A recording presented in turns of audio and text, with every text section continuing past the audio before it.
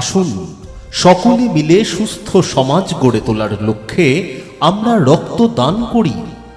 হরিতকীতলা Jagaddhatri Puja committee এবং Nivedita thalassaemia control and awareness সোসাইটির পরিচালনায় আগামী ২৬শে জুলাই ২০২৬ রবিবার অনুষ্ঠিত হতে চলেছে বর্তমান সময়ের এক অত্যন্ত প্রয়োজনীয় সামাজিক ও মানবিক কর্মযজ্ঞ স্বেচ্ছায় রক্তদান শিবির।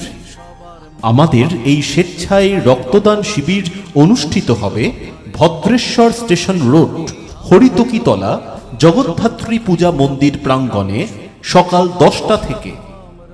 আসুন ব্লাড ব্যাংকে রক্ত সংকট মোচনে ও থ্যালাসেমিয়া আক্রান্ত এবং মুমূর্ষু রোগীকে বাঁচাতে আমাদের এই রক্তদান কর্মসূচির একজন শরিক হয়ে আমাদের উদ্যোগকে সফল করে তুলুন।